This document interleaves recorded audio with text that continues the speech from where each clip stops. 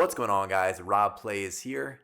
If you've ever thought about switching to linear, or if you've tried playing linear and it just didn't work for you, this is the video for you. In this video, I'll explain why controller pros play on linear and why maybe you shouldn't. The TLDR, and this should be obvious, pros are more skilled at aiming than the rest of us. Controller skill, like most things, lies on a bell curve.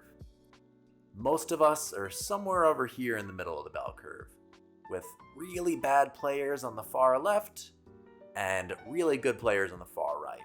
And the very furthest right, the top 0.001 or higher percent, are pros. Specifically, two of many things that separate pros from the rest of the bell curve are their reaction speed and fine motor skills. The fine motor skill part is obvious. Everyone knows video gaming requires fine motor skills. But where does the reaction speed come into play?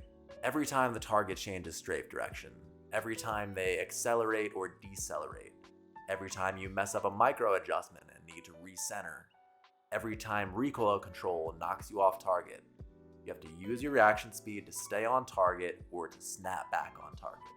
And how well you can then do that depends on your fine motor skills. Aiming is a constant back and forth between reacting and applying your fine motor skills. This here is a graph of reaction speed. On the left side, we have the actual event. This could be any micro adjustment, but we'll talk about just changes in strafe direction. And as you move rightwards along the axis, you have the passage of time. Technically, you can track perfectly on par with this change in strafe direction if you predict it. This can be done just through ridiculous hours of gameplay, really high game IQ. But most of us are going to see the change in strafe direction first, and then start reacting to it.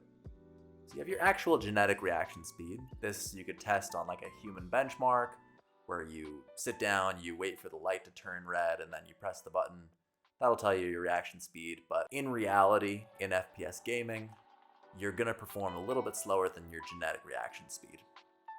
You can perform closer by getting really warmed up before you play, doing aim training, getting caffeinated, good habits like sleep and nutrition. And once you have your reaction speed set, then you have to actually do the reaction, so that uses your fine motor skills. If you need to track 20 pixels to the right, and you only track 15 of them, you under-adjusted, you missed the target. Or if you push past it, and you track all the way out to 25 pixels, and you need to come back, you over-adjusted. So how well you can do these micro adjustments is decided by your fine motor skills. Ideally, you want to be in this green zone here.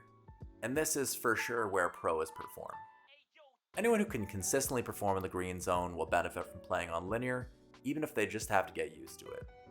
But if you perform in the red, if you have very casual reaction speed and average fine motor skills, linear is probably not for you. So why should skilled players play on linear? Linear has theoretical benefits over Classic. This isn't to say that pros don't play on Classic. A few do, and I'd wager that any pro could still be a top pred on Classic. But the reason why so many pros switch to linear is because of how the two response curves work. I've already done deep dives on linear versus Classic, ALCs, and Responsiveness. If you haven't seen those, check them out, and I'll drop links in the description. But here's a quick recap. So your sensitivity changes how quickly your legend rotates when you move your right stick, and your response curve changes the shape of that graph. Linear makes the graph a straight line, and Classic makes this graph an exponential curve. On the most responsive settings, linear with no dead zone, even the smallest micro adjustment of the right stick will make your crosshairs start moving. When you push your stick halfway to one side, your crosshair will move pretty quickly. When you move your right stick all the way up against the bumper, you rotate at your max speed. Now, for example, we'll use a much less responsive setting, Classic with a small dead zone. Here, small movements of the right stick don't even register. There's dead space. When you push your right stick halfway, you'll rotate pretty slowly. When you push your right stick all the way up against the bumper, you'll actually rotate at the same max speed as linear.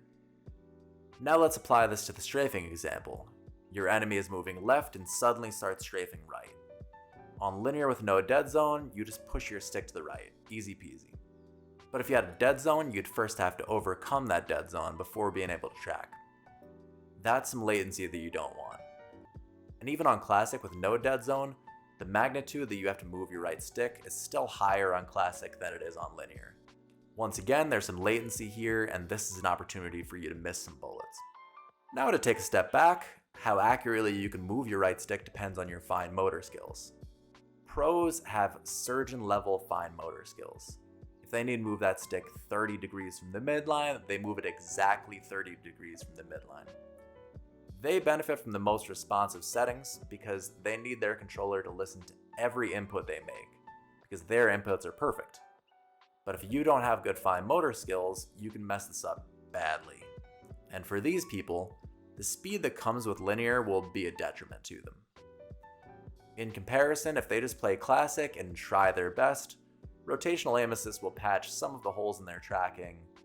They still won't perform that well, but they'll do better on Classic than they will on Linear. So how do you assess this in yourself and know if you should play on Linear? Well, if you're in this green zone here, just hop on Linear. It's probably going to make sense.